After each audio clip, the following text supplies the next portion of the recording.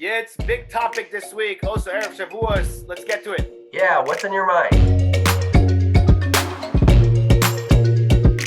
Erev Shabbos Parashat Nasso, which is also Erev Chag HaShavuot, and I want to discuss this week both Parashat Nasso that we will be reading here in Eretz Yisrael and also Chag HaShavuot. Because in this week's Parasha, we find the very famous Psukim of Birkat Cohanim, the blessing the Kohanim gave to Am Yisrael in the Mikdash and even still today in davening. And when you think about this idea of the Kohanim blessing Am Yisrael, you really have to ask the most basic question of why? Why are the Kohanim the ones to bless Am Yisrael? We know from last week's Parasha and also from all of Sefer Vayikra that the Kohanim were a tribe that was separated from Am Yisrael. They were in charge of the Mikdash. They also didn't get a land in Eretz Yisrael, and they would carry out all the tasks for Am Yisrael in the Mikdash. But when you think about what they did in the Mikdash and all the work they did over there, how does blessing Am Yisrael have to do with what they're doing? Why are they in charge of giving the bracha to Am Yisrael? So much so that even if you have a Kohen that's an Ama'aretz, a Kohen that knows no Torah, a Kohen that even sins, he is still commanded to give the blessing to Am Yisrael. This is not a big rabbi or someone like Moshe Rabbeinu who gives a blessing over to Am Yisrael. There's the Kohanim as people, as a tribe, that have to give the bracha to Am Yisrael. So why is it? Why are the Kohanim the ones that have to give the bracha over to Am Yisrael? What is really Birkat Cohanim all about?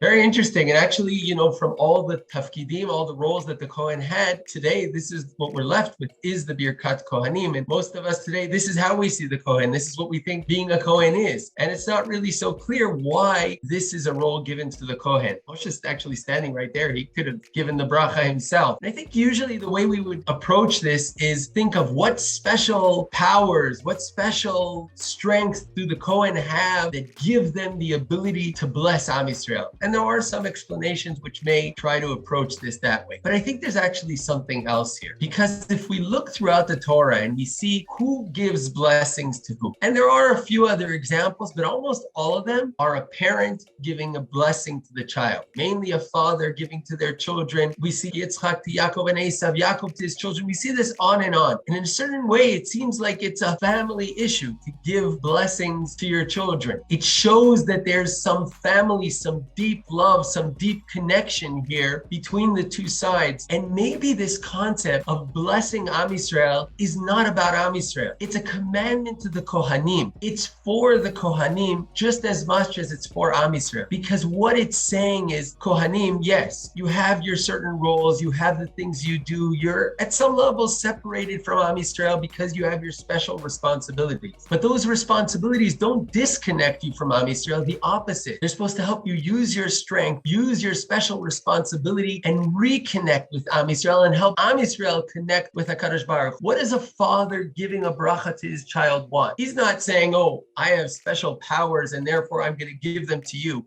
I'm different. The opposite. What a father wants for their child is to connect them to what they're connected to, is to bring them up to where they are, at least, if not more. And we've discussed in the past this concept of a bracha, where in the Mishnah we see this concept of the bracha agriculturally, is when you take a tree that's growing and you take one branch and you bend it over into the earth. And the idea is that this branch is going to grow its own roots. As long as it hasn't grown its own roots, it's depending on the initial branch. But once it grows its own roots, that initial branch will be separated so it can grow into its own tree. The concept of a bracha is not making you dependent on me. It's the opposite. It's trying to connect you. I'm connected with my roots to the earth. I'm getting the water. I want you to have that strength. So I'm helping you get to where I am. That's the concept of the bracha. And in that sense, the importance of the bracha is not only for Am Yisrael, it's also for the Kohen, to remind the Kohen what his role is. His role isn't to be instead of Am Yisrael. It's to help bring Am Yisrael up with him. And we see this also in the words of the bracha, because there's a word that repeats itself twice in the bracha, and it's the concept of panim, face. Ya'er Hashem panav elecha, yisa Hashem panav, the concept of face to face. If the purpose of the Kohen is to be our shaliach, our messenger, in between us and HaKadosh Baruch Hu, then when you send a messenger to the king, he meets the king face to face. We don't meet the king face to face. We send him instead. But if the blessing of the Kohen is, I don't want to be there instead of you. I want you to meet HaKadosh Baruch Hu face to face. That's what my whole role is about. Not to be the one to meet HaKadosh Baruch Hu for you. It's to help you meet HaKadosh Baruch Hu. And maybe that explains the words also, Kotev Alchu et Bnei Yisrael, because the mitzvah here isn't you should bless Am Yisrael. It's this is how you should bless Am Yisrael. Saying that your blessing to Am Yisrael shouldn't be from a place, I'm special, I'm spiritual, and I'm going to give you some blessing. The opposite. This is how you should bless Am Yisrael. That they should meet HaKadosh Baruch Hu face to face. That they should be the ones to be able, through your blessing, through you helping them grow their own roots, connect face to face with HaKadosh Baruch Hu. And therefore, as much as this blessing is for Am Yisrael who are receiving it, it is just as important for the Kohanim who are getting the commandment to give it, because it impacts the way they see everything they do and their responsibilities that they've just been given. Beautiful, beautiful, very good. You know, what you're just saying about Kotev Alchu, how to do the bracha, it's actually very interesting, because when you look at the bracha the Kohanim say before they give over the bracha, before they do the blessing, it's a very interesting bracha, because we have the words of Asher Kideshai Mitzvah V'tzivanu Levarech et Amo Yisrael, that they have a mitzvah to give the bracha over to Am Yisrael, but the bracha doesn't end there. There's a very important aspect in this mitzvah, which is be'ahava. They have to make the bracha, they have to give over the blessing to Am Yisrael with love, which when you think about it is a very interesting concept of how can somebody be forced to make a mitzvah out of love? We have concepts of ira, we have concepts of ahava, but especially when it comes to people, ben adam lechavero, how can you force someone to love someone else? It's a very unique idea that you can force and make a blessing on the concept of loving someone else. And when you think about it, this is exactly what you were saying, and this is exactly what the Kohanim are about, because we know the first Kohen, Aaron HaKohen, what was he about? He was about bringing shalom, bringing love between people, as we've discussed many times, and is very famous from all the different Mishnayot and all the different Gemarot. Aaron's job in Am Yisrael was to get people closer together, just like you were saying, to connect people with each other. It's not about, I'm a Kohen, you are Am Yisrael, I'm above you, I'm more special, I'm more unique, I am more holy than you. No, the exact opposite. It's about, I'm a Kohen, and that's why I'm going to connect you to the source. I'm going to be there together with you.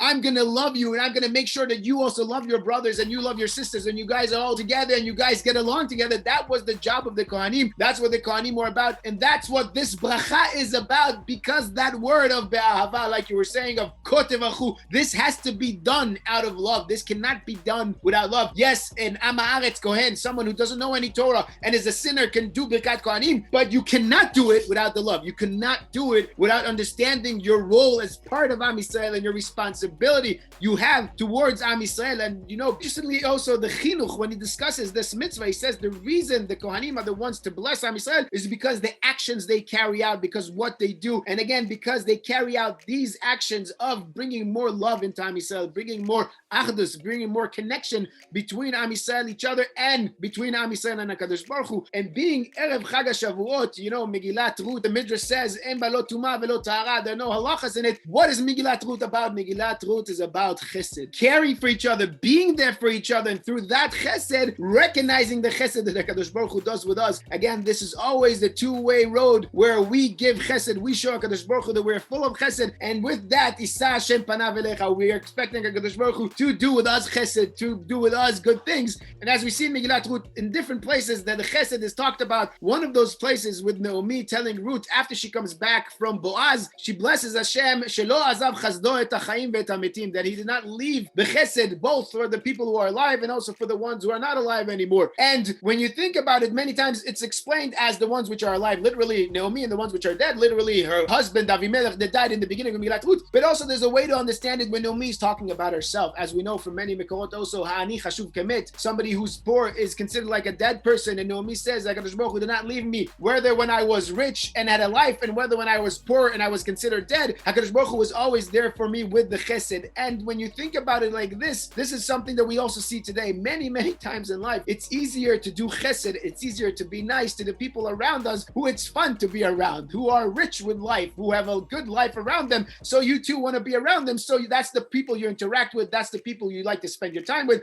those are the people you like to help out too and be there for them too. And sometimes it's also easier to give tzedakah to the ones who are totally poor, all the way on the poor side, all the way the ones that need it the most, and you feel good about yourself giving them the money because you are reaching out to them and you're doing chesed with them. But many times it's the ones in the middle, the ones that are there around you that are poor in their lives, their lives aren't that shiny, that they have many difficulties in life. And yeah, everybody has their difficulties in life, but some people can cope with them and some people have a harder time coping with them. And this is what Naomi is saying over here. HaKadosh Baruch Hu didn't leave me, not when I was there and everybody was treating me nicely as a rich person in the beginning of Megillat Ruth, and not when I came back as a poor person and everybody was whispering about me and everybody was talking about what happened to Naomi. HaKadosh Baruch Hu was always there with me with my chesed. Maybe from this, going back to the Parsha, to Birkat Cohanim, to Be'ahava, this is what it means. It means doing chesed. It means being nice to everyone around you, to all the spectrum of wealth around you, of wealth of life, whether it's people who have a good life and everything is going well and you enjoy being around them, and whether it's people that are just there and need your help because they're going through some difficulty in their life. You as a person have a responsibility for the people around you. This is what we have to learn from the Kohanim. This is what we have to learn from Ruth HaMoaviyah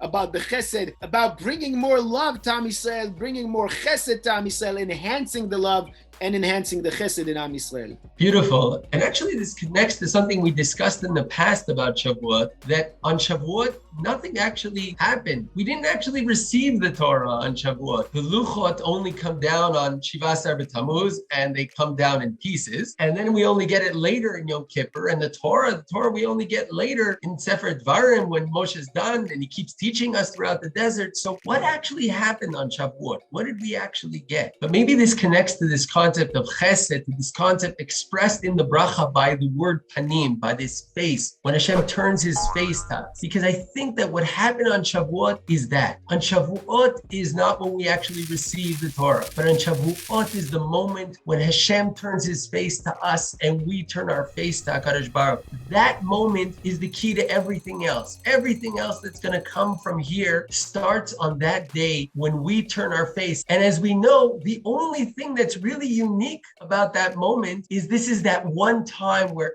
Am Yisrael meets HaKadosh Baruch Hu face to face. They get many commandments from HaKadosh Baruch Hu, but they get them through Moshe. This is that time when Moshe sort of brings Am Yisrael up and steps to the side in a certain sense. Am Yisrael gets scared and frightened by that. But we needed this moment, even if it's a short moment, of that meeting face to face. Once that face to face is there, this impacts Moshe's role from now on. Moshe's not the one who's there instead of us. Moshe's the one who's there for us, to help us grow, just like the Kohanim are there for us, to grow the love between us, as you said, and the love between us and HaKadosh Baruch. That's what Shavuot is about. That's what Chag Matan Torah is about. And this is the key to everything that's going to come after that. Wonderful. And just like you're saying that they were able to receive the Torah panim el panim, that all started because Vayichan Am Yisrael parked in Midbar Sinai, and as Rashi points out, Keish echad belev echad, as one big nation with one heart together, connected in order to receive the Torah. That's what it's all about connecting Am Yisrael together in order to connect to the Torah, in order to connect to HaKadosh Baruch Hu. This is also why we stay up all night on Leil Shavuot, as you're saying, in order to be there first in the morning, in order to see Hashem's face, in order to be there on time towards Pnei Hashem to receive the Torah from HaKadosh Baruch Hu. But we're out of time, so we'll have to end here. Baruch Hashem, we have many videos on the channel that we discussed in the past, both Shavuot and Parashat Nasso. Make sure you take a look. Last year we discussed the idea, why is the Parsha so repetitive with all the korbanot of the Nesiim? You can look at that. In Parashat Emor, we discussed the whole idea of Chag HaShavuot. Was Chag Shavuot 1 day? Is it 2 days? Maybe it's even 49 days. What is Chag Shavuot really about? We'll link that video also at the end of this one. If you enjoyed this video, as usual, please feel free to comment below if you have any questions, any answers. What do you think about Birkat Cohanim? What do you think Birkat Cohanim is about for you? Let us know in the comments below on YouTube. And of course, if you like the video, like it, share it with your friends. If you haven't yet subscribed to the channel, please consider subscribing. Help us grow this channel. And Shkoyach Yitzi. Shkoyach Tuvia. Shabbat Shalom and Chag Sameach. Shabbat Shalom, Chag Sameach, and Am Yisrael. We'll talk again next week.